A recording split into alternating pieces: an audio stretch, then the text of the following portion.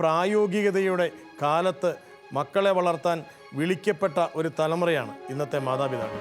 മാനസിക വെല്ലുവിളി നേരിടുന്ന ഒരാളായി വന്നപ്പോൾ എങ്ങനെയാണ് അത് തമ്പുരാൻ്റെ ഒരു അനുഗ്രഹമാണ് എന്ന് തോന്നിയത്?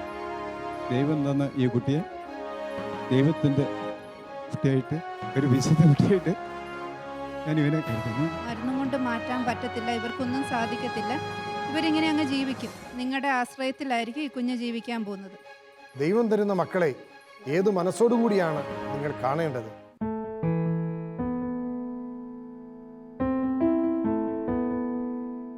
എന്നോടൊരിക്കൽ എൻ്റെ ഒരു പ്രിയ സ്നേഹിതനായ സുഹൃത്ത് പറഞ്ഞു, എൻ്റെ വീട്ടിലെ ഏറ്റവും വലിയ സന്തോഷം എൻ്റെ കുടുംബത്തിലുള്ള മാനസിക വൈകല്യമുള്ള കുഞ്ഞാണ്. മറ്റ് 2 കുഞ്ഞുങ്ങളും പഠിച്ച് മിടുക്കന്മാരായി അവർ ജോലി ചെയ്യുകയാണ്, പുറത്ത് ജോലി ചെയ്യുകയാണ്. എന്നോടൊപ്പം ഞാൻ വരുന്നതും നോക്കി എൻ്റെ വീട്ടിലിരിക്കാനായിട്ട് എനിക്ക് ഒരേ ഒരു മകൾ മാത്രമേ ഉള്ളൂ. 38 വയസ്സായി. പക്ഷേ ഞാൻ ഏതെങ്കിലും ജോലി ചെയ്തുകൊണ്ട് അല്പം കൂടി സമയം കഴിഞ്ഞ് വീട്ടിലേക്ക് പോകാം എന്ന് വിചാരിക്കുമ്പോൾ എന്നെ കാത്തിരിക്കുന്ന, ജനലരികളിൽ ഇങ്ങനെ പിടിച്ചുകൊണ്ട് ഞാൻ വരുന്നതും നോക്കി വഴിയിലേക്ക് ഇങ്ങനെ നോക്കിയിരിക്കുന്ന ഒരു മകൾ എനിക്കുണ്ട്. അതുകൊണ്ട് ഞാൻ എൻ്റെ വീട്ടിലേക്ക് ഞാൻ വേഗം പോവുകയാണ് എന്ന് പറഞ്ഞ് ഒരിക്കൽ എൻ്റെ സെൻറ്ററിൽ വന്നിട്ട് ഒരാൾ ഓടിപ്പോവുകയാണ്, എൻ്റെ പ്രിയ സുഹൃത്ത്. അങ്ങനെ കാത്തിരിക്കുന്ന ഒരു മകൾ, ആ മകളുടെ ഭാവി എനിക്ക് ശേഷം എന്ത് എന്നുള്ളൊരു വേവലാതിയാണ് ഒരുപക്ഷെ ഇന്നിവിടെ ഇരിക്കുന്ന എല്ലാ അമ്മമാരുടെയും അപ്പന്മാരുടെയും മുഖത്തുള്ളത്. പക്ഷേ തമ്പുരാൻ തന്ന നിക്ഷേപമാണ്, നമ്മൾ ചോദിച്ചു വാങ്ങിയതല്ല, നമുക്ക് ദാനമായി നൽകിയതാണ്. അങ്ങനെ ദാനമായി നൽകിയ ആ ഒരു മകനെ അല്ലെങ്കിൽ മകളെ തങ്ങളുടെ ജീവിതത്തിൻ്റെ ഭാഗമാക്കി മാറ്റി ഏറ്റവും സന്തോഷത്തോടു കൂടി മുന്നോട്ട് പോവുകയാണ് ഈ മാതാപിതാക്കൾ. അമ്മയുടെ അനുഭവം എന്താണ്? ഞങ്ങൾക്ക് ഈ കുഞ്ഞുണ്ടായപ്പോഴാണ് ഞങ്ങൾ പ്രാർത്ഥനയിലേക്ക് കൂടുതലും അടുത്തത്. ഈ കുഞ്ഞിൻ്റെ കഴുത്ത് കുഴഞ്ഞിട്ടായിരുന്നു, കുഞ്ഞ് നടക്കുകയില്ലായിരുന്നു. ഞങ്ങൾ അൽഫോൻസാമ്മയോടാണ് പ്രാർത്ഥിച്ചത്. കൂടുതൽ അൽഫോൻസാമ്മയോട് പ്രാർത്ഥിച്ചു. എല്ലാ വർഷവും ഈ കുഞ്ഞിനെ അൽഫോൻസാമ്മേൻ്റെ അടുത്ത് കൊണ്ട് കിടത്തും, കുഞ്ഞിനെ പ്രാർത്ഥിക്കും. ഞങ്ങളുടെ വീട്ടിൽ എന്ത് വിഷമമുണ്ടോ വേദന ഉണ്ടോ, ഞങ്ങൾക്ക് ഈ കുഞ്ഞിൻ്റെ മുഖത്തോട്ട് നോക്കുമ്പം ഞങ്ങളുടെ എല്ലാ വേദനകളും വിഷമങ്ങളും മാറ്റുകയാണ്. ഞാൻ പറഞ്ഞത് ഞങ്ങളുടെ കുടുംബത്തിൽ ദൈവത്തെ ഞങ്ങളോട് കൂടുതൽ ഇഷ്ടമുള്ളതുകൊണ്ടാണ് ഞങ്ങൾക്ക് ദൈവം ഇങ്ങനെയൊരു കുഞ്ഞിനെ തന്നതെന്ന്. ഞങ്ങൾക്ക് ഒത്തിരി സന്തോഷമാണ്. ഒരു നിമിഷം പോലും ഈ കുഞ്ഞിനെ മാറി നിൽക്കാൻ ഞങ്ങൾക്ക് പറ്റില്ല. എൻ്റെ പേര് സജിനി, കുറുവമ്പള്ളി, വീട്ടുപേര് കുറുവമ്പള്ളി, കൂടരഞ്ഞി ഇടവകയാണ്. ഞങ്ങൾ കൂടരഞ്ഞി ഇടവകയാണ്. പിന്നെ 18 വയസ്സായിട്ട് മൂത്തൊരു കൊച്ചുണ്ട് എനിക്ക്. അവളിപ്പോൾ ടീച്ചറായിട്ട് വർക്ക് ചെയ്യുകയാണ് തേക്കുംകുറ്റി സ്കൂളിൽ. അവളാണ് ഇവളുടെ എല്ലാ കാര്യങ്ങളും നോക്കുന്നത്, എല്ലാ കാര്യങ്ങളും. അവൾക്ക് ജീവൻ്റെ ഒരു ഭാഗമാണ് ഈ കുഞ്ഞ്. അവൾ പറയുന്നത്, ഞാൻ ഈ ഭൂമിയിൽ വന്നുകൊണ്ടാണ് ഈശോ എനിക്ക് ഇങ്ങനെയൊരു കുഞ്ഞിനെ ഈ ഭൂമിയിൽ ഇറക്കി തന്നതെന്ന്. ഒരു നിമിഷം പോലും അവൾ മാറി നിൽക്കുകയില്ല. എൻ്റെ വീട്ടിൽ പോലും ഒരു ദിവസം അവൾ പോയി നിൽക്കുകയില്ല ഇവളില്ലാതെ.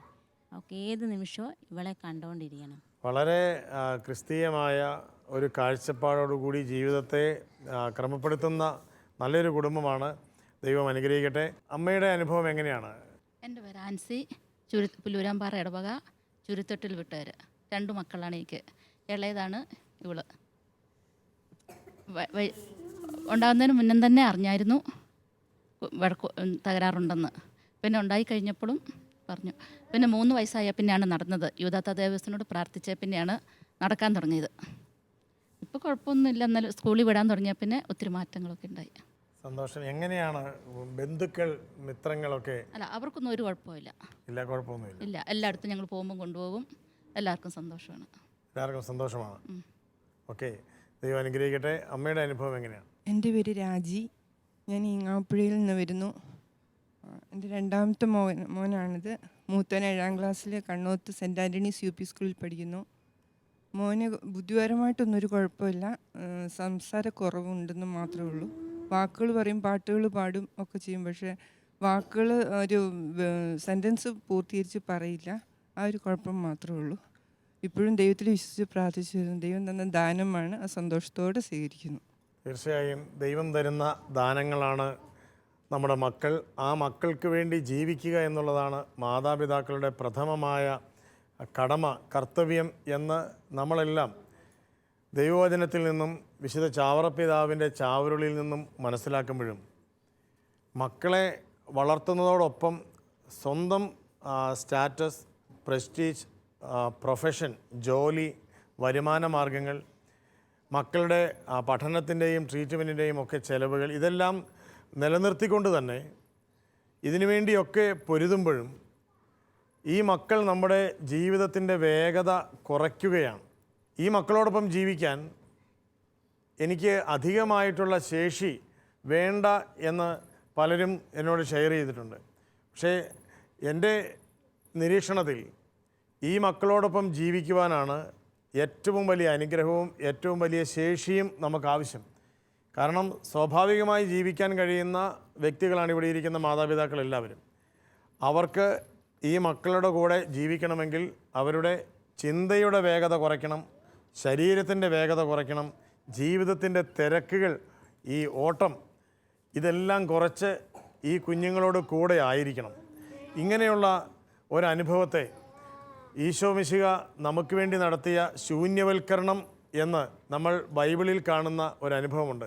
ദൈവമായിരുന്നിട്ടും ദൈവത്തോടുള്ള സമാനത നിലനിർത്തേണ്ട കാര്യമായി പരിഗണിക്കാതെ അവിടുന്ന് തന്നെ ശൂന്യനാക്കി ദാസൻ്റെ രൂപം സ്വീകരിച്ച് ആകൃതിയിൽ മനുഷ്യനെ പോലെ കാണപ്പെട്ടു എന്ന് ഫിലിപ്പിയർക്ക് എഴുതിയ ലേഖനം 2-ാമത്തെ അധ്യായത്തിൽ നമ്മൾ ദൈവവചനം വായിക്കുന്നുണ്ട്. നിങ്ങളുടെ അനുഭവം എന്താണ്? ഒത്തിരി പ്രതീക്ഷകളോടുകൂടി കുടുംബജീവിതത്തിലേക്ക് കടന്നു വന്നു. വിചാരിച്ച ഒരു വേഗത ജീവിതത്തിന് കിട്ടിയില്ല. നമ്മുടെ വിശ്വാസമനുസരിച്ച് ഒരു ജന്മമാണ് തമ്പുരാൻ നമുക്ക് നൽകുന്നത്. ഈ ഒരു ജന്മം, ഇനിയുള്ള സമയം ഈ മക്കളുടെ കൂടെ വേഗത കുറച്ച് നടന്ന് ജീവിതം പൂർത്തീകരിക്കുമ്പോൾ, അങ്ങനെ ഒരു തീരുമാനമെടുത്തിരിക്കുമ്പോൾ, ഈ ഒരു സ്വയം ചെറുതാകലിൻ്റെ ശൂന്യവൽക്കരണത്തിൻ്റെ ഈ ഒരു അനുഭവത്തെ ഈശോയുടെ വിശുദ്ധ കുർബാനയോട് ചേർത്ത് വയ്ക്കാനും ക്രൈസ്തവ ജീവിതവുമായി ബന്ധപ്പെടുത്തി അതിനർത്ഥം കണ്ടെത്താനുമുള്ള പരിശ്രമങ്ങളിൽ എങ്ങനെയാണ് ചേച്ചി പ്രാർത്ഥനയിൽ ഈ ഒരു ചിന്ത, ഈ ഒരു അനുഭവം പങ്കുവയ്ക്കുക? എൻ്റെ പേര് അന്നമ്മ വിൽസൺ. ഞാൻ മൈക്കാവിൽ നിന്ന് വരുന്നു. ഇവരുണ്ടായി കുറച്ച് ദിവസം കഴിഞ്ഞപ്പോൾ തന്നെ ഇവന് നീല കളറായിരുന്നു. അപ്പോൾ തന്നെ അറിയാവുന്ന എന്തോ അസുഖം ഉണ്ടെന്ന്. അങ്ങനെ ഞങ്ങൾ മെഡിക്കൽ കോളേജിൽ ചികിത്സയായിരുന്നു. അത് കഴിഞ്ഞ് ഇവന് 9 മാസം പ്രായമായപ്പോൾ ഞാൻ എൻ്റെ ഇളയവനൊരു മോനുണ്ട്, അവനെ ഗർഭിണിയായി. അങ്ങനെ അവനെ പ്രസവിച്ച് അവൻ നടന്നു തുടങ്ങിയിട്ട് ഇവൻ നടക്കാൻ തുടങ്ങിയത്. ഇവന് 6 വയസ്സ് കഴിഞ്ഞിട്ടാണ് ഇവൻ നടക്കാൻ തുടങ്ങിയത്. അപ്പോൾ എനിക്ക് ഭയങ്കര വിഷമമായിരുന്നു, പ്രാർത്ഥനയുണ്ടായിരുന്നു. അങ്ങനെ ഇവൻ്റെ കഴുത്ത് ഉറച്ച് ഇവനെ എടുത്തുകൊണ്ടൊക്കെ പോകുമ്പോഴത്തേക്കും 2 പിള്ളേരൊപ്പം എടുത്തുകൊണ്ട് പോകണമായിരുന്നു. എടുത്തുകൊണ്ട് പോകുമ്പോഴത്തേക്കും ഇങ്ങനെ കഴുത്ത് ചെരിഞ്ഞ് പോകുമായിരുന്നു. ഇവന് ഭയങ്കര വെയിറ്റൊക്കെ ആയിരുന്നു, നല്ല കനമൊക്കെ ആയിരുന്നു. അങ്ങനെ മറ്റോ നടന്നു തുടങ്ങിയിട്ട് ഇവൻ നടക്കാൻ തുടങ്ങിയില്ല. അങ്ങനെ പിന്നെ അപ്പോൾ എനിക്ക് ഭയങ്കര വിഷമമായി. അങ്ങനെ ഞാൻ ഈ ഭിത്തി, അന്നൊക്കെ ഈ ചെറിയ ചെറ്റ പെരയായിരുന്നു എനിക്കുള്ളത്. അപ്പോൾ ഈ മൂലയിൽ ഇങ്ങനെ ഒരു തലവണ കൊണ്ട് ചാരി വെച്ചിട്ട് ഇവന് ഞാൻ കൊണ്ട് ഇരുത്തുമായിരുന്നു അവിടെ ഇങ്ങനെ. അപ്പോൾ അങ്ങനെ ഇരുത്തി ഇവൻ്റെ തല ഉറച്ചപ്പം പിന്നെ അന്നൊക്കെ ഈ ഒരു പടിയാണ് കെട്ടി കൊടുക്കുന്നത് പിള്ളേർക്ക് പിടിച്ച് നിൽക്കാൻ വേണ്ടിയിട്ട്. അങ്ങനെ ഞാൻ പടിയെ കൊണ്ട് ഇങ്ങനെ പിടിച്ച് നിർത്തി, ഇവനെ നിർത്തി ഇവനും പയ്യെ കാലൊക്കെ എടുത്ത് വെച്ച് നടക്കാൻ തുടങ്ങി. അതുവരെ ഇവൻ കമന്ന് 7 വയസ്സ് വരെ കമന്ന് കിടക്കുകയുണ്ടായിരുന്നുള്ളൂ. 6 വയസ്സ് കഴിയുന്നോടം വരെ. മറ്റവൻ ഓടി നടക്കുമ്പോൾ അങ്ങനെ. അപ്പോൾ അത് കണ്ടപ്പോൾ എനിക്ക് ഭയങ്കര വിഷമം. അങ്ങനെ പിന്നെ പതുക്കെ പിച്ച് വെച്ച് നടക്കാൻ തുടങ്ങി. നടന്നു തുടങ്ങിയപ്പോൾ പിന്നെ ഭയങ്കരമായ ഓട്ടമായി. പിന്നെ ഓട്ടം എന്ന് വെച്ചിട്ടുണ്ടെങ്കിൽ പിന്നെ വീട്ടിൽ നിൽക്കത്തില്ല അവൻ. അങ്ങനെ ഓടി എങ്ങോട്ടെങ്കിലുമൊക്കെ അങ്ങ് പോകുമായിരുന്നു. അങ്ങനെ കുറച്ച് കാലം ഞാൻ പ്രതീക്ഷ അവിടെ സ്കൂളിൽ അവിടെ കൊണ്ടാക്കി. അവിടെ ദിവസവും കൊണ്ടുവരണമായിരുന്നു. അപ്പോൾ എനിക്ക് അങ്ങനെ ബുദ്ധിമുട്ടായി. അങ്ങനെ കൊണ്ടുപോയി ഇപ്പം ഞാൻ താമരശ്ശേരി അമർജ്യോതി പഠിപ്പിക്കുന്നു. പിന്നെ ഇപ്പോൾ പോകാൻ തുടങ്ങിയിട്ട് 1 വർഷം കഴിഞ്ഞു. ഇപ്പം തന്നെ ബസ്സിൽ ഇപ്പോൾ കൂടത്തായി ദിലേഷ് എന്ന് പറഞ്ഞ സ്ഥലത്ത് വരെയാണ് സ്കൂൾ ബസ് വരുന്നത്. അവിടെ നിന്ന് തന്നെ നടന്ന് വീട്ടിൽ വരും. വൈകുന്നേരം കൂടത്തായി എന്ന് പറഞ്ഞ സ്ഥലത്താണ് ബസ് ഇറക്കുന്നത്. അവിടെ നിന്ന് സാധാ ബസ്സിൽ കയറി ഇപ്പം തന്നെ ഇപ്പോൾ വീട്ടിൽ വരും. 1 വർഷമായിട്ട് എത്രയോ മാറ്റമായി. ഇപ്പോൾ വീട്ടിലിരിക്കും. ഇപ്പോൾ എങ്ങോട്ടിലേക്ക് പോകും, ഞാൻ എങ്ങോട്ടും പുറത്തിറങ്ങി പോയാലും തന്നെ എന്തിലൊക്കെ പറഞ്ഞാൽ വീട്ടിലിരുന്നുള്ളൂ. നേരത്തെ ഇരിക്കത്തില്ലായിരുന്നു. പോയാൽ വീട്ടിൽ വരത്തില്ല. പിന്നെ അന്നൊക്കെ ബസ്സിൽ കയറില്ല, ബസ്സിൽ നിന്ന് ഇറങ്ങത്തില്ല. ബസ്സിലൊക്കെ പിടിച്ച് ഇങ്ങനെ ഇരിക്കും, കമ്പിയിലൊക്കെ പിടിച്ചിട്ട് ഭയങ്കര ബുദ്ധിമുട്ടായിരുന്നു. ഇപ്പോൾ എത്രയോ മാറ്റമായി. ദൈവത്തിൻ്റെ അനുഗ്രഹം. എങ്ങനെയാണ് ഈ മകനോടൊപ്പം പ്രാർത്ഥിക്കുമ്പം പ്രാർത്ഥനയിൽ ഭയങ്കര വിശ്വാസം, പള്ളിയിലൊക്കെ പോകാൻ ഭയങ്കര ഇതാണ്, ഭയങ്കര വിശ്വാസം. പള്ളിയിലൊക്കെ ഭയങ്കര ദൈവത്തിനെ എന്തൊക്കെ യേശുവേ എന്ന് വിളിക്കാം. പെട്ടെന്ന് എന്തെങ്കിലും കണ്ട് പെട്ടെന്നൊരു ബുദ്ധിമുട്ടൊക്കെ വന്നാൽ പെട്ടെന്ന് യേശുവേ എന്നാണ് പെട്ടെന്ന് പോകാൻ വിളിക്കുന്നത്. ദൈവത്തോട് ഭയങ്കര അടുപ്പമാണ് അവന്. ഈശോയുടെ പേര് പറയുന്നത് കൊണ്ട് അവൻ എന്നും സുരക്ഷിതനായിരിക്കും അല്ലേ? തീർച്ചയായിട്ടും ഇവിടെ ഒരമ്മയും അപ്പനും ഉണ്ട്. കുഞ്ഞിനെ നെഞ്ചോട് ചേർത്ത് പിടിക്കുകയാണ്. എങ്ങനെയാണ് തമ്പുരാൻ തന്ന ഈ ദാനത്തെ സമ്മാനമായി ഹൃദയത്തിലോട് ചേർത്ത് പിടിച്ച് ജീവിക്കുന്നത്? എൻ്റെ പേര് ഷിബു. ഞാൻ കോടഞ്ചേരി വലിയ അൽഫോൻസ പള്ളിയിലെ ഇടവകയാണ്. കൊച്ച് 6 മാസം ഗർഭിണിയായിരുന്നപ്പോൾ ഡോക്ടർ പറഞ്ഞ ഡൗൺ സിൻഡ്രോം ആണ്, മൂക്കിന് ചെറിയൊരു അങ്ങനെ പറഞ്ഞു. ഞങ്ങൾ എഴുതി ഒപ്പിട്ട് കൊടുത്ത് ഒഴിവാക്കാൻ വേണ്ടിയിട്ട്. അത് കഴിഞ്ഞ് വീണ്ടും ഒന്നും കൂടി സ്കാൻ ചെയ്തിട്ട് ഡോക്ടർ പറഞ്ഞു മൂക്കിന് ചെറിയൊരു കംപ്ലയിൻ്റേ ഉള്ളൂ, അത് നമുക്ക് ഉണ്ടായതിന് ശേഷം നേരെയാക്കാം. അങ്ങനെ ഞങ്ങളത് മുമ്പോട്ട് പോയി. ഉണ്ടായി കഴിഞ്ഞപ്പോൾ ഡോക്ടർ വന്നിട്ട് പറഞ്ഞു നമ്മൾ പ്രതീക്ഷിച്ചതിനേക്കാളും അധികമാണ്, ഒന്നും ചെയ്യാൻ പറ്റില്ല. പിന്നെ അങ്ങനെ അവൾ നടക്കില്ല. 2.5 വയസ്സ് വരെ നിലത്തോടെ ഇങ്ങനെ നിരങ്ങി നടക്കുകയുണ്ടായിരുന്നുള്ളൂ. അങ്ങനെ ഞാൻ ഇവിടെ മലയാറ്റൂർ ഞാനും എൻ്റെ കൂട്ടുകാരനോടെ ചാലക്കുടി വരെ ബസ്സിന് പോയി. അവിടെ ചെന്ന് കഴിഞ്ഞപ്പോൾ പറഞ്ഞ് രാവിലെ 5 മണിക്കേ ബസ്സുള്ളൂ. 11 മണിക്ക് ഞങ്ങൾ അവിടെ എത്തി. അവിടുന്ന് ഞങ്ങൾ തീരുമാനം എടുത്തു അവിടുന്ന് ഞങ്ങൾക്ക് അവിടുന്ന് നടക്കാൻ തുടങ്ങി. 1/2 മണിക്കൂർ കഴിഞ്ഞപ്പോൾ വീട്ടിൽ നിന്ന് വിളിച്ചു, കൊച്ചെഴുന്നേറ്റ് നിന്നോന്നും പറഞ്ഞു. മലയാറ്റൂരിന് പോവായിരുന്നു. മലയാറ്റൂരിന് നിങ്ങൾ മല കയറാൻ ചാലക്കുടി ചെന്നിട്ട് അവിടെ നിന്ന് നടക്കുകയത്. ചാലക്കുടിയിൽ നിന്ന് മലയാറ്റൂരിന് നടന്ന് ഒരു 1/2 മണിക്കൂർ കഴിഞ്ഞപ്പോഴത്തേനും വീട്ടിൽ നിന്ന് വിളിച്ചു. 1/2 മണിക്കൂർ കഴിഞ്ഞപ്പോഴേക്കും കൊച്ചെഴുന്നേറ്റ് പിടിച്ച് നിന്നു എന്ന് പറഞ്ഞു വീട്ടിൽ നിന്ന് വിളിച്ചു. നന്ദി പറഞ്ഞൊന്ന് കൈയടിക്കാം ആ നല്ല അപ്പൻ്റെ അമ്മയുടെയും. അത് കഴിഞ്ഞ് ആ കൊല്ലം തന്നെ പിന്നത്തെ കൊല്ലം മലയാറ്റൂര് മല സ്വന്തം ഞാൻ നടത്തി കയറ്റി. കൊച്ചു സ്വന്തം നടന്നു കയറി. ദൈവത്തിന് സ്തുതി. അത് കഴിഞ്ഞ് ഭരണങ്ങാനം പോകാൻ വേണ്ടി അൽഫോൻസാമ്മനെ കബറിടത്തിൽ കൊണ്ട് കിടത്താൻ വേണ്ടി ഞങ്ങൾ 3 പ്രാവശ്യം ബസ്സിൽ ടിക്കറ്റ് ബുക്ക് ചെയ്തു. 3 തവണ ഇവള് ഹോസ്പിറ്റലിൽ അഡ്മിറ്റ് ആയിപ്പോയി ആ സമയത്ത്. പിന്നെ ഞങ്ങൾ ചേട്ടൻ്റെ ജീപ്പും വിളിച്ച് ഞങ്ങൾ പോയി. ജീപ്പ് അരീക്കോട് എത്തിക്കഴിഞ്ഞപ്പോൾ ജീപ്പിൻ്റെ ടയറിൻ്റെ ഉള്ളിൽ വലിയൊരു കമ്പി കയറി പഞ്ചറായി. അങ്ങനെ ഞങ്ങൾ അവിടുന്ന് തിരിച്ചു പോരാൻ തുടങ്ങി. ഇപ്പോൾ ചേട്ടൻ പറഞ്ഞു എന്തായാലും ഇറങ്ങിയതാണ്, ടയർ മാറ്റിയിട്ട് നമുക്ക് പോകാമെന്ന് പറഞ്ഞു. അങ്ങനെ പോയി അവിടുത്തെ എല്ലാം പടം കഴിഞ്ഞ് വന്നു. പിന്നെ രണ്ടാമത്തവൾ അത് കഴിഞ്ഞ് കുറേ കഴിഞ്ഞപ്പോൾ ഗർഭിണിയായി. അവളെ 3 മാസം കഴിഞ്ഞപ്പം ടെസ്റ്റ് ചെയ്തപ്പോൾ പറഞ്ഞു ഇവളുടെ ഇരട്ടി കംപ്ലൈൻ്റ് ആണ്, ഒഴിവാക്കണം എന്ന് പറഞ്ഞു. അപ്പോൾ ഞങ്ങളൊരു ബുധനാഴ്ച പോയി, പിന്നത്തെ വ്യാഴാഴ്ച ഒഴിവാക്കാനുള്ള ഡേറ്റ് തന്നു. പിന്നെ ഞങ്ങൾക്ക് ഉറക്കമില്ല. അങ്ങനെ ഒരു വ്യാഴാഴ്ച ഒഴിവാക്കണം. ബുധനാഴ്ച 23 ഈങ്ങാപ്പുഴ ധ്യാന കേന്ദ്രത്തിൽ നിന്ന് ഞങ്ങൾ വിളിച്ചിട്ട് പറഞ്ഞു നിങ്ങളിപ്പോൾ ഇവിടെ വരണം എന്ന് പറഞ്ഞു. ഞങ്ങൾ പറഞ്ഞു ഇപ്പോൾ വരാൻ വണ്ടിയില്ല, ഇല്ലെങ്കിൽ ഞങ്ങൾ അങ്ങോട്ട് വരാമെന്ന് പറഞ്ഞു. പിന്നെ ഞങ്ങളൊരു ഓട്ടോറിക്ഷ വിളിച്ച് പോയി. അവിടെ ചെന്ന് കഴിഞ്ഞ് 4 മണി 11 മണിക്ക് ഞങ്ങൾ വീട്ടിൽ നിന്ന് പോയിട്ട് 4 മണിയായി ഞങ്ങൾ അവിടെ നിന്ന് വിട്ടപ്പോൾ രാത്രി. പറഞ്ഞു ഏത് കോലത്തിൽ കിട്ടിയാലും നിങ്ങൾ ആ കൊച്ചിനെ സ്വീകരിക്കണം, കൊച്ചിനെ ഒഴിവാക്കരുതെന്നുള്ളു. പിറ്റേ ദിവസം ഡോക്ടറെ അടുത്ത് തന്നെ ഞങ്ങൾ പറഞ്ഞു കൊച്ചിനെ ഒഴിവാക്കുന്നില്ല, ഞങ്ങൾ സ്വീകരിച്ചോളാമെന്ന് പറഞ്ഞു. അപ്പോൾ ഡോക്ടർ പറഞ്ഞു ലക്ഷങ്ങൾ ചിലവ് വരുന്നു. അപ്പോൾ കുടുംബക്കാരും ചേട്ടന്മാരും എല്ലാവരും പറഞ്ഞു നമുക്ക് പൈസ എങ്ങനെ ഉണ്ടാക്കാം, നമ്മൾ നോക്കാമെന്ന് പറഞ്ഞു. അങ്ങനെ ഞങ്ങൾ 6-ാം മാസം മണിപ്പാലിൽ വിട്ടു. മണിപ്പാലിൽ 3 തവണ പോകേണ്ടി വന്നു. ഒരു ടെസ്റ്റ് നടത്താൻ തലച്ചോറിൽ നിന്ന് വെള്ളം കുത്തിയെടുത്ത് ഒരു ടെസ്റ്റ്.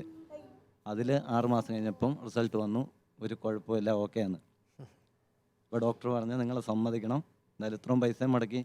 അപ്പോൾ അതുപോലെ അന്ന് ഞങ്ങൾ ഇവളെയും കൊണ്ടുപോയി. ഞങ്ങൾ മണിപ്പാലിൽ പോയപ്പോൾ മണിപ്പാലിൽ ചെന്ന് കഴിഞ്ഞപ്പം അവിടെ നിന്ന് ഫിസിയോതെറാപ്പിസ്റ്റ് 6 ദിവസം ഞങ്ങളെ അവിടെ നിർത്തിയിട്ട് ഇവിടെ നിർത്തി ഞങ്ങളെ കാണിച്ചു തന്നു, നിങ്ങൾ വീട്ടിൽ പോയിട്ട് കൊച്ചു കരയുവാണേലും അതുപോലെ ചെയ്യണമെന്നും പറഞ്ഞു. അങ്ങനെ കുറേ ചെയ്തു. പിന്നെ ഇപ്പോൾ ഒരു 4-5 തവണ ഇപ്പം മരിച്ചെണീറ്റു. കോഴിക്കോട് ഹോസ്പിറ്റലിൽ നിന്ന് മരിച്ച് എന്ന് പറഞ്ഞാൽ ഒരു അനക്കമില്ലാണ്ട് ഇവിടെ വീട്ടിൽ വിട്ടാൽ കൊണ്ടുപോക്കോളാൻ പറഞ്ഞു. അങ്ങനെ കോടഞ്ചേരി എൻ്റെ ഒരു സുഹൃത്തുണ്ട് ഡോക്ടറെ വിളിച്ചു കഴിഞ്ഞപ്പോൾ ഡോക്ടർ പറഞ്ഞു എന്നെ വിശ്വാസം ഉണ്ടെങ്കിൽ ഒരാഴ്ച എനിക്ക് തരാൻ പറഞ്ഞു.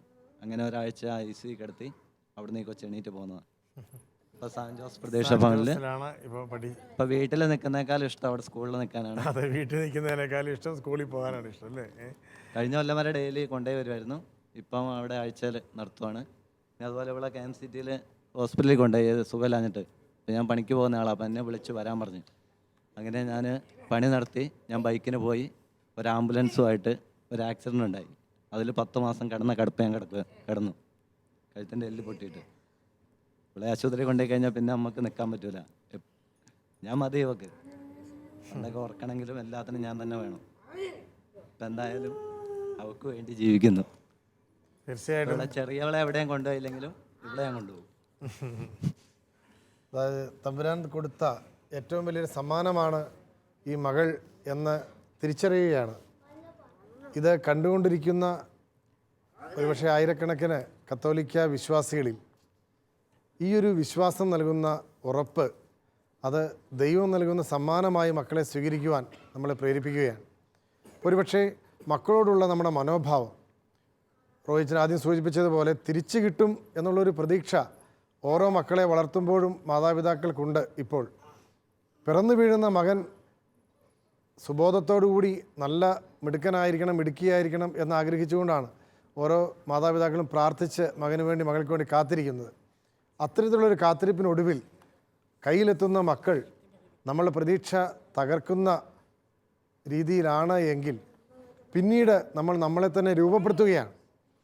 അതിന് രൂപപ്പെടുത്തണമെങ്കിൽ ഏറ്റവും അടിയുറച്ച വിശ്വാസമുള്ളവർക്ക് മാത്രമേ അത് പറ്റുകയുള്ളൂ.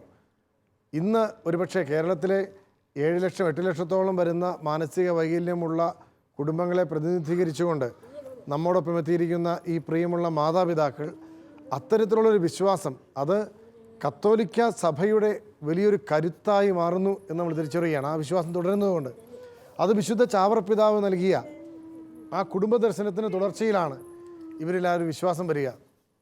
അൽഫോൻസാമ ചാവറപ്പിതാവിനെ കണ്ട് രോഗസൗഖ്യം നേടിയതായി അൽഫോൻസാമ തന്നെ ചിത്രീകരിക്കുന്നുണ്ട്. അപ്പം അത്തരത്തിൽ വലിയൊരു കാഴ്ചപ്പാട് ഇന്ന് ഈ മാതാപിതാക്കളും മക്കളും നമ്മുടെ കുടുംബങ്ങൾക്ക് നൽകുകയാണ്. വിശുദ്ധ ചാവറപ്പിതാവ് നൽകിയ, ഒരുപക്ഷെ 1.5 നൂറ്റാണ്ടിന് മുമ്പ് നൽകിയ ഈ ഒരു വലിയ ദർശനത്തിൻ്റെ തുടർച്ചയിൽ ഇനിയും മക്കളെ സ്വീകരിക്കുവാൻ, ആത്മവിശ്വാസത്തോടെ സ്വീകരിക്കുവാൻ നമ്മളുടെ മാതാപിതാക്കൾക്ക് കഴിയട്ടെ. അവർക്ക് വേണ്ടി പ്രതിഫലമില്ലാതെ, പ്രതിഫലം തിരിച്ചു കിട്ടുമെന്ന് പ്രതീക്ഷിക്കാതെ ജീവിക്കുവാനുള്ള വലിയ വിശ്വാസത്തിൻ്റെ കരുത്ത് ഈ ഒരു കാഴ്ചകൾ കാണുന്ന മാതാപിതാക്കൾക്ക് ലഭിക്കട്ടെ എന്നുകൂടി നമ്മൾ പ്രാർത്ഥിക്കുകയാണ്. ഒരുപക്ഷെ എനിക്ക് തോന്നുന്നു റിൻസിക്ക് അവരുടെ ഒരു പ്രസ്ഥാനം കൊണ്ട് ഒട്ടേറെ കുടുംബങ്ങൾക്ക് വലിയ ദർശനം നൽകുവാൻ പറ്റിയിട്ടുണ്ട്, ഇല്ലേ? ആ ഒരു കാഴ്ചകളിൽ ഇന്ന് എത്ര ആളുകളാണ് നിങ്ങളോട് കൂടി ബന്ധപ്പെടുക? എനിക്ക് മൊത്തത്തിലൊരു 80-85 പേരൻസിനെ, ഡൗൺ സിൻഡ്രോം ഉള്ള പേരൻസിനെ അറിയാം. 85ഓളം കുടുംബങ്ങൾ, അല്ലേ? ഒരു വർഷമേ ആയിട്ടുള്ളൂ. ഒരു വർഷമായിട്ടുള്ളൂ. അപ്പം എനിക്കിത് തുടങ്ങാൻ കാര്യം തന്നെ, നമുക്ക് ഒത്തിരിയേറെ ഏർലി ഇൻ്റർവെൻഷൻ ചെയ്തുകൊണ്ട് ഈ കുഞ്ഞുങ്ങളെ നന്നാക്കി വളർത്താൻ സാധിക്കും. പക്ഷെ അത് പറഞ്ഞു കൊടുക്കാൻ ആരുമില്ല. വേറൊരു കാര്യം, വെസ്റ്റിൽ അല്ലെങ്കിൽ മറ്റ് രാജ്യങ്ങളിൽ ഈ കുഞ്ഞുങ്ങൾ നന്നായിട്ട് വളരുന്നു. അപ്പം പൊതുവെ ഒരു പറച്ചിലുണ്ട്, അവിടെയൊക്കെ പോയി ജീവിച്ചാൽ ഈ കുഞ്ഞുങ്ങളെ ഇവർ സുരക്ഷിതരാണ്. അപ്പോൾ എന്തുകൊണ്ട് നമ്മുടെ നാട്ടിൽ അത് ആയിക്കൂടാ? ആ ഒരു ചോദ്യം എന്നിൽ ഉയർന്നു. അതിൻ്റെ കൂട്ടത്തിൽ ഡോക്ടേഴ്സിന് പറഞ്ഞു കൊടുക്കാൻ സാധിക്കാത്ത കാര്യങ്ങൾ നമ്മൾ പറഞ്ഞു കൊടുക്കുമ്പം സൈക്കോളജിക്കലി പേരൻസിനൊരു സപ്പോർട്ട്, അതിലുപരി പിള്ളേർക്ക് കിട്ടേണ്ട ഏർലി ഇൻ്റർവെൻഷൻസ്, ഇത് രണ്ടുകൂടെയും കിട്ടുമ്പം തന്നെ ആ കുഞ്ഞുങ്ങളുടെ ജീവിതം പകുതി ഭേദമായി. ഈ ഏർലി ഇൻ്റർവെൻഷൻ എന്നുള്ള വാക്ക് ഈ മാതാപിതാക്കൾക്ക് വേണ്ടി ഒന്നുകൂടി ഒന്ന് വിശദീകരിക്കാം. ഇവർക്ക് വേണ്ടിയും ഇനിയും ഈ ഒരു ചിന്ത ഏറ്റുവാങ്ങാനായിട്ട് കാത്തിരിക്കുന്നവർക്ക് വേണ്ടി. ഏതൊരവസ്ഥയായാലും ശരി, ഭിന്നശേഷിയുള്ള ഏതൊരു കണ്ടീഷൻ, ഏതൊരവസ്ഥയാണേലും എത്രയും പെട്ടെന്നുള്ള കണ്ടുപിടുത്തം, അത് ഏർലി ഡിറ്റക്ഷൻ എന്ന് പറയുന്നത്. എത്രയും വേഗത്തിൽ നമ്മളത് കണ്ടുപിടിക്കുന്നോ അതിന് എത്രയും വേഗത്തിൽ അതിനുവേണ്ടിയുള്ള ഇടപെടൽ. ഇപ്പം എൻ്റെ കുഞ്ഞ് നടക്കാൻ താമസം ഉണ്ടാവും, അതെനിക്കറിയാം. അവൻ്റെ രോഗം കണ്ടുപിടിക്കുമ്പോഴത്തേന് എത്രയും ഏർലി ഡിറ്റക്ഷൻ അങ്ങനെ ഉദ്ദേശിക്കുന്നത്, അവൻ്റെ ഡൗൺ സിൻഡ്രോം എന്നുള്ള കണ്ടീഷൻ എത്രയും പെട്ടെന്ന് കണ്ടുപിടിച്ചോടെ. കണ്ടുപിടിച്ച് കഴിയുമ്പം ആ അവസ്ഥയ്ക്ക് ഉണ്ടാവാൻ സാധ്യതയുള്ള കുറേ പ്രശ്നങ്ങളുണ്ട്. ഏറ്റവും വലിയ പ്രശ്നമാണ് നടക്കാൻ താമസം, എല്ലാം അവരുടെ ചുവടുകൾ ഓരോന്നും താമസമായിരിക്കും. അതിനുവേണ്ടി നമുക്ക് മുൻകരുതൽ എന്തെല്ലാം ചെയ്യാൻ സാധിക്കും? മുൻകൂട്ടിയുള്ള ഇടപെടൽ. അപ്പം നടക്കാൻ തടസ്സമുള്ള കുഞ്ഞിനെ ആ ഒരു അമ്മ, ഒരു ഏർലി ഇൻ്റർവെൻഷനും കിട്ടിയിട്ടില്ലാത്ത ഒരമ്മ പറഞ്ഞ കാര്യങ്ങൾ എനിക്ക് ഒത്തിരി ഇൻസ്പയറിങ് ആയിരുന്നു. കാരണം കൊച്ചിനെ ചുവരിൽ കൊണ്ടുപോയി തലവണയെ ചേർത്തിരുത്തുന്നത്, എവിടെയെങ്കിലും പിടിച്ച് എഴുന്നേൽപ്പിക്കാൻ ശ്രമിക്കുന്ന, ഇതൊക്കെ തന്നെ ഏർലി ഇൻ്റർവെൻഷനും നമ്മൾ കൂടുതലായിട്ട് ചെയ്യുന്നത്. അപ്പോൾ അത് കുറച്ചുകൂടെ നമ്മുടെ സമൂഹത്തിൽ ആ ഒരു കാര്യങ്ങൾ പറഞ്ഞ് മനസ്സിലാക്കുകയാണെങ്കിൽ നമ്മുടെ പിള്ളേരുടെ ഓരോ ചുവടുകളും ഇത്രയും താമസിക്കത്തില്ല. അത് ആ ചെറുപ്രായത്തിൽ ചെയ്താൽ മാത്രമേ അതിൻ്റെ ഗുണം പെട്ടെന്ന് കിട്ടത്തുള്ളൂ. ഒരു 6 വയസ്സ് കഴിഞ്ഞു കഴിഞ്ഞാൽ അതിൻ്റെ ഏർലി ഇൻ്റർവെൻഷൻ അഥവാ മുൻകൂട്ടിയുള്ള ഇടപെടൽ, അതിൻ്റെ സാധ്യതകൾ കുറയുക. എത്രയും ചെറുപ്പത്തിൽ ചെയ്യുന്നു, അത് ഓട്ടിസം ആണെങ്കിലും ഡൗൺ സിൻഡ്രോം ആണെങ്കിലും ഏത് കണ്ടീഷനാണെങ്കിലും എത്രയും പെട്ടെന്ന് അതിനുള്ള ഇടപെടൽ നമ്മൾ നടത്തുന്നു, അതിൻ്റെ സിവിയറിറ്റി അത് കുറയും. 4 അവസ്ഥകളാണ് മെൻ്റൽ റിട്ടാർഡേഷന് ഇപ്പോൾ നിർണ്ണയിച്ചിരിക്കുന്നത്. അത് ഏത് നമുക്ക് എല്ലാവർക്കും ഡിസബിലിറ്റിയിലും അറിയാവുന്ന 4 അവസ്ഥയുണ്ട്. എല്ലാവിധ ഡിസബിലിറ്റിയിലും 4 അവസ്ഥയുണ്ട്. വളരെ മൈൽഡായിട്ട് വളരെ ചെറിയ രീതിയിലുള്ള പ്രശ്നങ്ങൾ, ഏറ്റവും കൂടിയ രീതിയിൽ. അപ്പോൾ ആ കൂടിയ രീതിയിൽ വരെ നമുക്ക് എത്തിക്കാതിരിക്കാൻ സാധിക്കും ഈ ഏർലി ഇൻ്റർവെൻഷൻ ചെയ്താൽ. അത് ഗവേഷണം തെളിയിച്ചിട്ടുള്ള ഒരു കാര്യമാണ്. അപ്പം നമ്മുടെ ഈ ഒരു പ്രസ്ഥാനം കൊണ്ട് ഞങ്ങൾ ഉദ്ദേശിക്കുന്ന ഒരു കാര്യം അത് തന്നെ. ഒത്തിരിയേറെ പ്രശ്നങ്ങൾ കൂട്ടാതെ എവിടെയെല്ലാം അടുത്തടുപ്പിച്ച് തന്നെ നമ്മുടെ സമൂഹത്തോടൊപ്പം ഈ കുഞ്ഞുങ്ങളെ വളർത്തിയെടുക്കാൻ നമ്മൾ കരുതൽ ചെയ്യുക. തീർച്ചയായിട്ടും ഒരു മാതാപിതാക്കളെ അടുത്തിടെ കാണാനിടയായി. അവർ ഒരു സ്പെഷ്യൽ സ്കൂളിൽ ഈ കുഞ്ഞിനെ തിരിച്ചു കൊണ്ടുപോകാൻ വേണ്ടി വന്നതാണ് വൈകിട്ട്. അപ്പോൾ അങ്ങനെ പരിചയപ്പെടാനായിട്ട് നിൽക്കുകയായിരുന്നു. ഒരു കുഞ്ഞേ ഉള്ളൂ എന്ന് പറഞ്ഞു. അപ്പോൾ പിന്നീട് ഒരു കുഞ്ഞു കൂടി അങ്ങനെയുള്ളൊരു സാധ്യത ഞങ്ങൾക്കില്ല എന്നും പറഞ്ഞു. വളരെ സ്നേഹത്തോടെ ഈ കുഞ്ഞിനെ വാരി പുണർന്ന്, കുഞ്ഞ് ഓടി വന്നപ്പോൾ ഓടി വന്ന് എടുത്ത് ഉമ്മ വെച്ച് വാരി പുണർന്ന് ഈ അമ്മ കൊണ്ടുപോകുന്നു. അപ്പൻ ഇന്ന് കൊച്ചിന് വേണ്ടി മേടിച്ച മിഠായി ഒക്കെ പുറകെ കാണിച്ച് കൊച്ചിൻ്റെ കൂടെ ഓടി വണ്ടിയിലേക്ക് പോകുന്നു. ഇതൊക്കെ കണ്ടു കഴിഞ്ഞപ്പം ഞാൻ ഈ പ്രിൻസിപ്പൽ സിസ്റ്ററിനോട് ചോദിച്ചു, സ്പെഷ്യൽ സ്കൂൾ നടത്തുന്ന പ്രിൻസിപ്പൽ സിസ്റ്ററിനോട് ചോദിച്ചു, ഇവർക്ക് ഈ ഒരു കുഞ്ഞ് മാത്രമുണ്ടായിട്ടും ഈ കുഞ്ഞിനോട് ഇവർക്ക് ഇത്രയും സ്നേഹം കാത്തു സൂക്ഷിക്കാനായിട്ട് എങ്ങനെയാണ് കഴിയുക? അപ്പോൾ ആ സിസ്റ്റർ എന്നോടൊരു കാര്യം പറഞ്ഞു, ഈ കുഞ്ഞ് ഇവരുടെ അല്ല, ഇവർക്ക് കുട്ടികളില്ല, ഇവർ വളരെ ചെറുപ്പത്തിലെ ഒരു കുഞ്ഞിനെ ദത്തെടുത്തതാണ്. ദത്തെടുത്ത കുഞ്ഞ് ഭിന്നശേഷിയുള്ള കുഞ്ഞാണ് എന്ന് തിരിച്ചറിഞ്ഞിട്ട് 1 വർഷമേ ആയിട്ടുള്ളൂ. അങ്ങനെ തിരിച്ചറിഞ്ഞിട്ടും ദൈവം എൻ്റെ നെഞ്ചിൽ കിടന്നുറങ്ങാൻ, എൻ്റെ ശ്വാസോച്ഛ്വാസം കേട്ട് വളരാൻ എനിക്ക് നൽകിയ നിക്ഷേപമാണ് ഈ ശിശു എന്ന് പറഞ്ഞുകൊണ്ട് ഈ ശിശുവിനെ ഏറ്റുവാങ്ങുന്ന ആ അമ്മയെയും അപ്പനെയും ഒരിക്കൽ കൂടി കാണാൻ ഞാൻ പരിശ്രമിച്ചു. അവർ പറഞ്ഞ ഒരു കാര്യം, ഇവിടെ ഇരിക്കുന്ന എൻ്റെ പ്രിയപ്പെട്ട മാതാപിതാക്കളുടെ ഈ ത്യാഗനിർഭരമായ ജീവിത സാക്ഷ്യത്തിൻ്റെ മുഖത്തേക്ക് നോക്കുമ്പോൾ എനിക്കതൊന്ന് ഓർമ്മിച്ചെടുക്കുവാൻ ഞാൻ പരിശ്രമിക്കുകയാണ്. അവർ പറഞ്ഞ കാര്യം, ഈ ശിശുവിനെ ഞങ്ങൾ വളർത്തും, കാരണം ഇത് മാലാഖ കുഞ്ഞാണ്, അറിഞ്ഞുകൊണ്ട് ഒരു തെറ്റും ചെയ്യാത്ത ഒരു കുഞ്ഞാണ് ഇത്. ഈ കുഞ്ഞിന് തെറ്റെന്ത് ശരിയെന്ത് എന്നറിയില്ല. അതുകൊണ്ട് തന്നെ തെറ്റോ ശരിയോ ചെയ്യാനായിട്ട് ഈ കുഞ്ഞിന് അറിയില്ല. അത് ഒരു മാലാഖയുടെ അവസ്ഥയാണ്. ഒരിക്കലും ഒരു തെറ്റും അറിഞ്ഞുകൊണ്ട് ചെയ്യാത്ത ഒരു ശിശുവിനെ എനിക്ക് ദൈവം നൽകിയെങ്കിൽ അത് ഒരു മാലാഖയെ എനിക്ക് നൽകിയ ദൈവത്തിൻ്റെ കാരുണ്യമാണത് എന്ന് ഞാൻ തിരിച്ചറിയുന്നു. ഈ കാരുണ്യ വർഷത്തിൽ ദൈവം എന്നോട് കാണിച്ച കാരുണ്യമാണിത് എന്ന അമ്മ ഈ ഭിന്നശേഷിയുള്ള ദത്തുപുത്രിയെ ആശ്ലേഷിച്ചുകൊണ്ട് പറയുകയാണ്. ഇവിടെ ഇരിക്കുന്ന എൻ്റെ പ്രിയപ്പെട്ട മാതാപിതാക്കൾക്കും ഇത് ശ്രവിക്കുന്ന ലക്ഷക്കണക്കിന് നാനാജാതി മതസ്ഥരായ ശ്രോതാക്കൾക്കും ഒരു കാര്യം തിരിച്ചറിയാൻ കഴിയും. ഭിന്നശേഷിയുള്ള ഒരു കുഞ്ഞിനെ ദൈവം ഒരു കുടുംബത്തിലേക്ക് തരുമ്പോൾ ഒരു മാലാഖായെയാണ് ദൈവം ആ കുടുംബത്തിലേക്ക് തരിക. അത് വിശുദ്ധമായ ഒരു സാന്നിധ്യമാണ്. സ്വന്തം ബോധം കൊണ്ട് തെരഞ്ഞെടുപ്പ് നടത്തി നമ്മൾ ധാരാളം ഇൻവെസ്റ്റ്മെൻറ്റ് നൽകി ധാരാളം പണമിറക്കി പഠിപ്പിച്ച് വളർത്തുന്ന കുഞ്ഞുങ്ങൾ അവർ ബോധതലത്തിലേക്ക് ഉയരുമ്പോൾ തന്നെ ശരി തിരഞ്ഞെടുക്കുമോ എന്നുള്ളൊരാശങ്ക മാതാപിതാക്കൾക്കുണ്ട്. ശരി തിരഞ്ഞെടുക്കാതെ തെറ്റ് തിരഞ്ഞെടുക്കുന്ന കുഞ്ഞുങ്ങളെ എങ്ങനെ വളർത്തണമെന്ന് ചാവറയച്ചൻ കൃത്യമായി ചാവരുളിൽ നിഷ്കർഷിക്കുന്നുമുണ്ട്. കുഞ്ഞുങ്ങളെ എങ്ങനെയാണ് വളർത്തേണ്ടത്? ഇവിടെ കുഞ്ഞുങ്ങളെ വളർത്തുക എന്നുള്ളതിന് പകരം കുഞ്ഞുങ്ങൾക്ക് വേണ്ടി സ്വയം തളർത്തുക എന്നതാണ് ഈ മാതാപിതാക്കൾ ചെയ്ത ഒരു വലിയ മാനസികമായ വ്യതിയാനം. അത് ഒരാത്മീയമായ തിരഞ്ഞെടുപ്പാണ് എന്ന് നമ്മളിവിടെ തിരിച്ചറിയുകയാണ്. മാലാഖമാർക്ക് കാവലിരിക്കാൻ ദൈവം പ്രത്യേകമായി നിങ്ങളെ തിരഞ്ഞെടുക്കുകയായിരുന്നുവെന്ന് നിങ്ങൾ ജീവിതം കൊണ്ട് തെളിയിക്കുകയാണ്. ഒത്തിരിയൊന്നും സ്വപ്നങ്ങൾ മറ്റു മക്കളെ വെച്ചുകൊണ്ട് മറ്റു മക്കളെ ചേർത്ത് വളർത്തുമ്പോൾ ഉണ്ടാകുന്ന സ്വപ്നങ്ങൾ ഒത്തിരിയൊന്നും നമുക്ക് ഈ മക്കളെ വെച്ചുകൊണ്ട് വളർത്താൻ പറ്റണമെന്നില്ല. പക്ഷേ അതിനേക്കാൾ കൂടുതൽ ഇപ്പോൾ റിൻസി ഒരു ഉദാഹരണമാണ്. ഈ കുഞ്ഞിനെ മുഖ്യധാരയിലേക്ക് നിർത്തി കേരളത്തിൽ ഈ കുഞ്ഞുങ്ങൾ എങ്ങനെ വളരണം എന്നറിയത്തില്ലാത്ത മാതാപിതാക്കൾക്ക് പരിശീലനവും കൗൺസിലിങ്ങും കൊടുക്കുന്ന ഒരു സെൻറ്റർ ചങ്ങനാശ്ശേരിയിൽ അലൻ T21 വെൽഫെയർ ട്രസ്റ്റ് എന്ന പേരിൽ ആരംഭിച്ച് അതിൽ ജീവിതം തുടരുകയാണ്.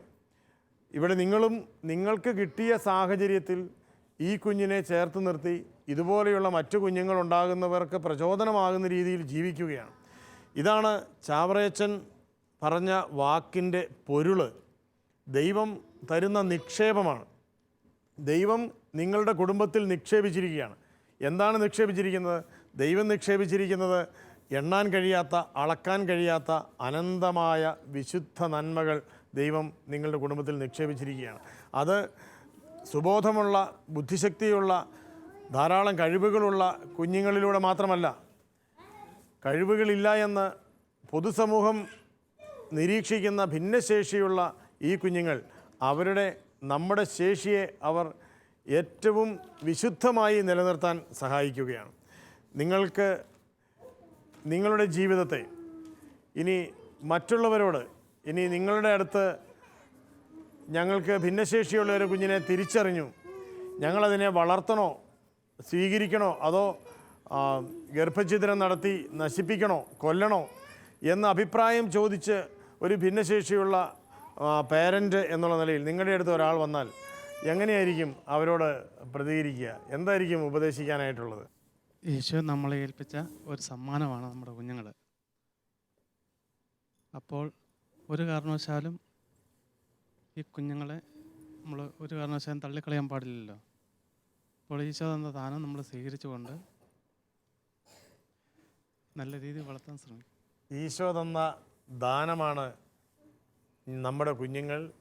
ആ കുഞ്ഞുങ്ങളെ ജീവൻ കൊടുത്തും സംരക്ഷിക്കണം എന്നൊരു സന്ദേശമാണ് ഇത്രയും കാലത്തെ ജീവിതാനുഭവത്തിൽ നിന്ന് ഭിന്നശേഷിയുള്ള കുഞ്ഞുങ്ങളെ സ്വീകരിച്ച് വളർത്തിയ മാതാപിതാക്കളെ പ്രതിനിധീകരിച്ചുകൊണ്ട് പങ്കുവയ്ക്കുവാനുള്ളത്. ഈ അമ്മയുടെ കൂടി ഒരു മറുപടി എനിക്ക് ആവശ്യമുണ്ട്. അമ്മമാരോട് എന്താണ് പറയാനുള്ളത്? നമുക്ക് സന്തോഷത്തോടെ നമുക്ക് ദൈവം ഈ ഇപ്പം അനാരോഗ്യം കുഞ്ഞുങ്ങൾ ലോകത്തുണ്ട്. പക്ഷെ ഇപ്പം എനിക്ക് അതുപോലെ ഇവിടെ ഇരിക്കുന്ന അമ്മമാർക്കല്ലേ കുഞ്ഞുങ്ങളെ കൊടുത്തിട്ടുണ്ട്. അപ്പം മാലാഖ നമുക്ക് തിരഞ്ഞെടുത്ത് നമുക്ക് തന്നത് നമ്മളൊരു വിശ്വാസം അർപ്പിച്ചിട്ടാണ് നമ്മൾക്ക് ഈ കുഞ്ഞിനെ തന്നെ നമുക്ക് സമാധാനം, പിന്നെ എല്ലാ സന്തോഷവും ക്ഷമയും ഉണ്ടെന്നുള്ള ധാരണയിലാണ് നമുക്ക് ഈ കുഞ്ഞുങ്ങളെ വളർത്താൻ തരുന്നത്. അങ്ങനെയുള്ളവരെയാണ് ഈ കുഞ്ഞുങ്ങളെ ദൈവം ഏൽപ്പിച്ചിരിക്കുന്നത്. അപ്പം നമ്മൾ സന്തോഷത്തോടു കൂടി വളർത്തണം. തങ്ങൾക്ക് ലഭിച്ചിരിക്കുന്ന ഈ മക്കൾ തങ്ങൾക്ക് മാത്രമായി ദൈവം നൽകിയതാണ് എന്നുള്ളതാണ്. ദൈവത്തിന് തെറ്റുപറ്റിയിട്ടില്ല എന്നാണ് അമ്മ പറഞ്ഞത്. കാരണം സഹിക്കുവാൻ കഴിവുള്ളവർക്കാണ് ദൈവം കൂടുതൽ അവസരങ്ങൾ കൊടുക്കുക. ചാവറപ്പിതാവ് പറഞ്ഞത്, നിങ്ങളുടെ ചോരയാൽ നിങ്ങളുടെ ദൈവ ശുശ്രൂഷികളായിട്ടാണ് ഈ മക്കളെ തമ്പുരാൻ നമ്മളെ ഏൽപ്പിച്ചതെന്നാണ്. അപ്പോൾ തമ്പുരാൻ്റെ മുമ്പിൽ നമ്മൾ ചെയ്യുന്നത് ദൈവാരാധനയാണ്.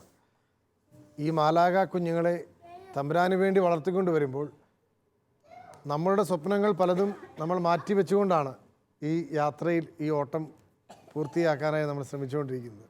അപ്പോൾ തീർച്ചയായിട്ടും ഇത് ദൈവത്തിനുള്ള നമ്മുടെ ഏറ്റവും വലിയൊരു ആരാധനയാണ്. ഒരു നല്ലയപ്പൻ്റെ ചാവരുൾ എന്ന ഈ പരമ്പരയിലൂടെ നമ്മൾ കണ്ടെത്തുന്നതും ഇത്തരത്തിലുള്ള ഒട്ടനവധി നന്മഭാവങ്ങളെയാണ്. വിശുദ്ധ ചാവറപ്പിതാവ് 1868 എഴുതി വച്ച ഈ കുടുംബച്ചട്ടങ്ങളിൽ മക്കൾ മാതാപിതാക്കളുടെ കൈകളിലെ ദൈവനിക്ഷേപമാണ് എന്ന് മാത്രമല്ല, തമ്പുരാന് തിരിച്ചേൽപ്പിക്കുന്നതിന് വേണ്ടി സൂക്ഷിക്കുവാൻ തന്നിരിക്കുന്ന നിക്ഷേപമാണ് എന്നുകൂടിയാണ് പറഞ്ഞത്. ഇവരെ സൂക്ഷിച്ച് തമ്പുരാൻ്റെ മുമ്പിൽ തിരിച്ചേൽപ്പിക്കേണ്ട വലിയ ഉത്തരവാദിത്വം എല്ലാ മാതാപിതാക്കൾക്കുമുണ്ട്. ദൈവം നൽകുന്ന മക്കളെ തമ്പുരാന് തിരിച്ചേൽപ്പിക്കേണ്ടി വരുന്ന അതുവരെ കാത്തു സൂക്ഷിക്കുവാനുള്ള ഈ വലിയ ഒരു വിളി, അത് ഏറ്റവും ഉത്തരവാദിത്വത്തോടു കൂടി നിർവഹിക്കുവാൻ ഇന്ന് ഒരുപക്ഷെ ഈ എപ്പിസോഡ് കണ്ടുകൊണ്ടിരിക്കുന്ന എല്ലാവർക്കും ഇടയാകട്ടെ എന്ന് പ്രാർത്ഥിക്കുന്നു. വിശുദ്ധ ചാവറപ്പിതാവിൻ്റെ മാധ്യസ്ഥ്യം നിങ്ങൾക്ക് ഏവർക്കും സമൃദ്ധമായി ഉണ്ടാവട്ടെ. കുടുംബങ്ങളുടെ മധ്യസ്ഥനായ വിശുദ്ധ ചാവറപ്പിതാവ് നിങ്ങളുടെ കുടുംബങ്ങൾക്ക് വേണ്ടി തമ്പുരാൻ്റെ മുമ്പിൽ മാധ്യസ്ഥം വഹിക്കട്ടെ എന്നുകൂടി പ്രാർത്ഥിക്കുന്നു. നന്ദി.